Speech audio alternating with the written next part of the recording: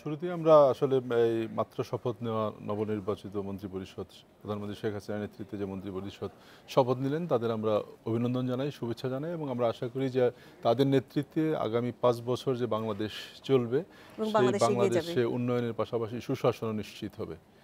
তো আপনি যেটি বলছিলেন যে শুরুতেই যে আসলে মন্ত্রিসভার পরিধি, মন্ত্রিসভার আকার এবং তার মধ্যে নতুন পুরানোদের মিশেল নিয়ে যে আলোচনা, সেটি কিন্তু সব মিলিয়ে যদি আপনি এক নজরে দেখেন তাহলে কিন্তু দেখে কিন্তু আপনার মনে হবে যে মন্ত্রিসভাটা অনেক, মানে কি বলবো, যদি সহজ ভাষায় বলি স্মার্ট মন্ত্রিসভা, শেখ স্মার্ট এবং হাসিনার নেতৃত্বে, প্রাণবন্ত এবং মনে হচ্ছে। স্মার্ট এবং প্রাণবন্ত মন্ত্রিসভা। এবং আরেকটি বিষয় খুব উল্লেখ করার মতো যে এবারই মন্ত্রিসভায় সবচেয়ে বেশি সংখ্যক জেলা থেকে মন্ত্রী করা হয়েছে।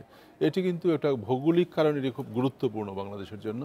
আপনি দেখবেন যে বাংলাদেশের 64টা জেলার মধ্যে 36টা জেলা থেকে মন্ত্রী করা হয়েছে। এর আগে কখনো 25-26টি জেলার বেশি কে টাচ করা যায় না। এবার কিন্তু 36টি জেলাকে মন্ত্রিত্ব দেওয়া আওতায় আনা হয়েছে এবং এবং এইভাবেই আসলে ছকটি সাজানো হয়েছে যে জেলাগুলিতে মন্ত্রী করা হয়নি, যে জেলা থেকে মন্ত্রী নেই তার পাশের জেলায় আবার মন্ত্রী আছে।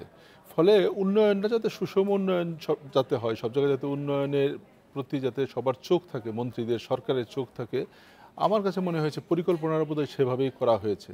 আরেকটি বিষয় যে প্রবীণ নবীনের যে কথাটা আসছে, নবীন হলেও তারা কিন্তু একেবারেই মাঠের নেতা এবং মাঠের মানুষের পালসটা কিন্তু বুঝে তারা মন্ত্রিসভায় আসছে।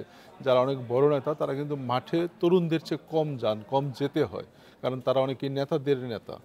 ফলে এই তরুণ নেতৃত্ব কিন্তু মাঠের পালসটা বুঝবেন, সাধারণ মানুষের সমস্যার কথা বুঝবেন, তাদের সমস্যা সমাধানের কথা বলবেন। কারণ রাজধানীতে থেকে একজন অনেক বড় নেতা মাঠের অনেক খবর কিন্তু রাখতে তার জন্য কষ্ট হয়, আরেকজন নেতার কাছে শুনতে হয়। এখন যে নেতৃত্ব আসলো এদের মধ্যে কিন্তু আপনি যদি দেখেন 46 জনের মধ্যে আপনি একেবারেই 25-26 জন বলা যাবে যারা প্রথমবারের মতো তো মঞ্জু হচ্ছে। মন্ত্রী হচ্ছেন এবং তারা মাঠ থেকে উঠে এসছেন এবং এর মধ্যে 8-9 জন আছেন নতুন সংসদ সদস্য, তারা নতুন প্রথমবারের মতো সংসদ সদস্য নির্বাচিত হয়েছেন। ফলে তাদের মধ্যে একটা ফ্রেশ স্টার্ট করার কিন্তু একটা সুযোগ বা তাদের কিন্তু একটা কি বলবো, তাদের তাদের উদ্যমতাটাও কিন্তু বেশি থাকবে। উদ্যমতাও বেশি থাকবে, হ্যাঁ, কাজ করার আগ্রহটাও বেশি থাকবে।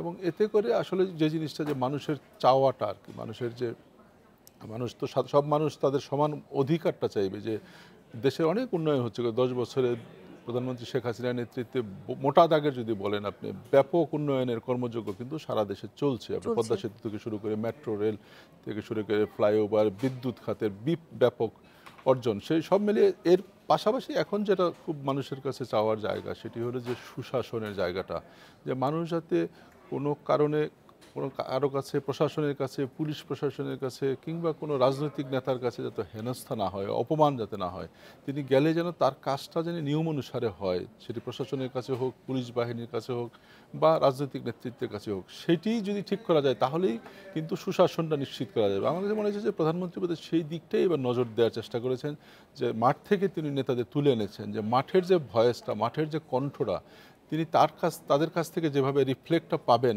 সেটা কিন্তু অনেক যারা সিনিয়র তাদের কাছ থেকে কিন্তু ওই রিফ্লেকশনটা হয়তো উনি নাও পেতে পারতেন।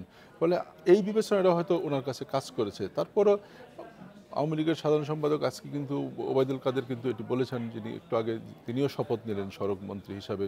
যদিও আসলে মন্ত্রণালয়টা কিন্তু একটু পরে গেজেট নোটিফিকেশনের পর জানানো হবে আসলে কার কোন মন্ত্রণালয়। যদিও এবার আমরা প্রথম দেখেছি যে একদিন আগেই ক্যাবিনেট সেক্রেটারি প্রেস কনফারেন্স করে তাদের কারা কারা মন্ত্রী হচ্ছেন, কারা কারা প্রতিমন্ত্রী, উপমন্ত্রী হচ্ছেন এবং কার কোন দায়িত্ব সেটিও এবার বলে দেওয়া হয়েছে। ফলে একদিন আগে থেকেই সারা দেশের মানুষ আসলে জেনে গেছে যে কারা কোন মন্ত্রণালয়ের দায়িত্ব পাচ্ছেন। এখন প্রজ্ঞাপন জারিটা আসলে আনুষ্ঠানিকতা মাত্র। এই প্রজ্ঞাপন জারির পরই আসলে তারা পূর্ণ দায়িত্ব নিয়ে কাজ শুরু আশিস করতে শওকত পারবেন। ওবায়দুল কাদের কিন্তু বলেছেন যে পুরনোদের না নেয়াতে দলের মধ্যে কোনো ক্ষোভ বা মানে অসন্তোষ নেই। তো যদি এর প্রভাব আমরা এখনই বুঝতে পারবো না, আপাত দৃষ্টিতে আপনার কি মনে হচ্ছে? না, প্রথমত হলো যে দেখেন যে একটা দল আবার সরকার, দুইটা কিন্তু দুইটা জিনিস। যে আওয়ামী লীগ একটা নিজে একটা দল, আবার আওয়ামী লীগের নেতৃত্বে একটা সরকার। ফলে যারা সরকারে গেলেন না, সরকারে যারা তার বাইরে যে বড় দলটা রয়ে গেল, বড় অংশটা যারা রয়ে গেল সিনিয়র নেতারা, তারা দলের কাজে মনোযোগী দেবেন, এমনটি কিন্তু আমাদের বলা হচ্ছে আওয়ামী লীগের কেন্দ্রীয় নেতৃত্ব থেকে, এবং তাদের এই এই আকাঙ্ক্ষার ক্ষেত্রে আমি কথাটা। যদি যে ওবায়দুল কাদের এও বলেছেন যে সিনিয়র নেতারা যেন দলে আরো বেশি সময় এবং মনোযোগ দিতে পারে, সেজন্যই তাদের মন্ত্রিসভায় রাখা হয়নি। এক্ষেত্রে কিন্তু তাদের কন্ট্রিবিউশন বলেন, পার্টিসিপেশন বলেন, তাদের ডিসিশনটা ঠিক কিভাবে আসবে? না, পার্টিকে তো আসলে সংগঠিত করে তোলাটাই মূল কাজ। আপনি যদি পার্টি সংগঠিত করতে না পারেন তাহলে তো একবার তো সরকার না, 5 বছর পর আবার নির্বাচন আসবে।